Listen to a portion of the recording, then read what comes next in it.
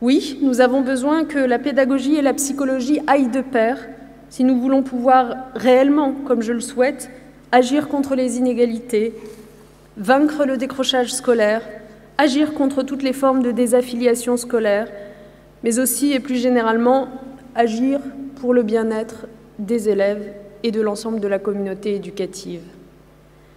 C'est donc à un manquement grave que j'ai souhaité remédier en créant enfin ce corps unique de psychologues de l'éducation nationale, de la maternelle jusqu'au lycée, et ce, dès le premier semestre 2016.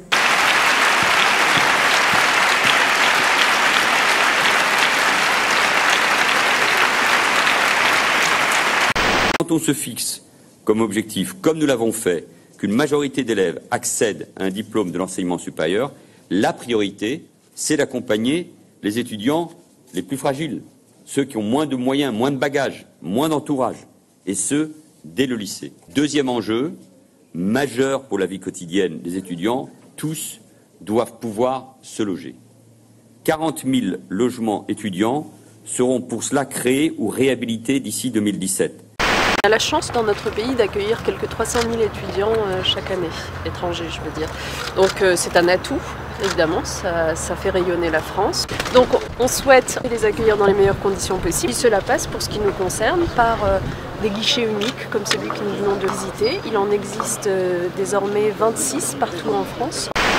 Il y aura une évaluation en réalité plus riche des progressions des élèves. Et c'est ça qui nous intéresse, une évaluation plus riche et plus lisible pour les élèves et pour les familles.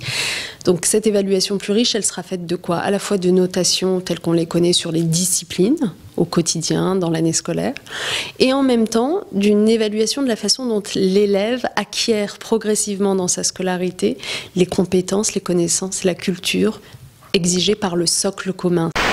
Quitter le collège, c'est quand même un moment très important. On s'apprête généralement à prendre des chemins différents alors que jusqu'à présent on était tous ensemble à l'école primaire, au collège unique. Et donc l'idée c'est que pour les élèves, une fois obtenu leur brevet, on ait cette cérémonie républicaine, solennelle, qui réunisse toute la communauté éducative dans leur collège en début d'année scolaire qui suit, pour faire en sorte de leur remettre en bonne et due forme des diplômes, et puis les célébrer, parce que c'est quand même une espèce de pacte entre la nation et ses élèves que cette obtention du brevet. Donc ça va être, je pense, une belle cérémonie.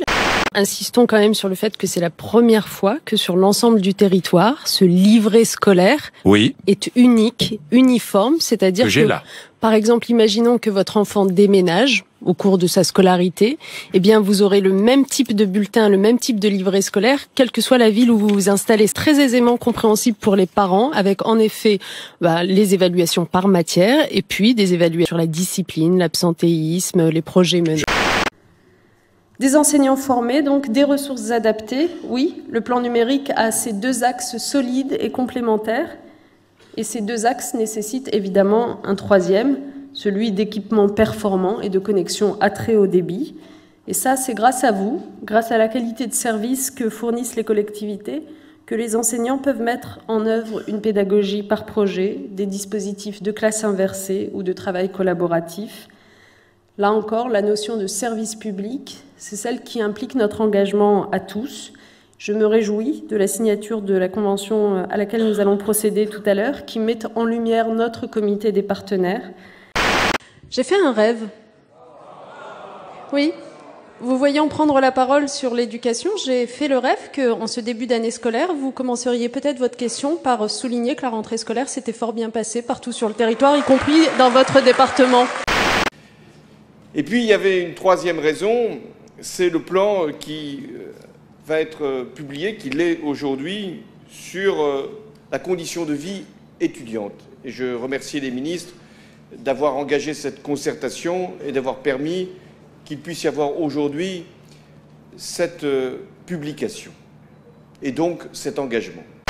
Et vous avez offert un écrin merveilleux au talent brut et lumineux de nos doctorants. Merci. Bravo. Bravo, bravo, bravo. J'en étais où? Il vous restait une minute. Ah non, il me restait une minute. Bon alors, s'il me reste 1 minute, je voudrais juste vous dire que c'est une merveilleuse image de voir donc un Marocain, un Français et un Belge sur le podium. Je trouve ça formidable pour la francophonie. Bravo à vous.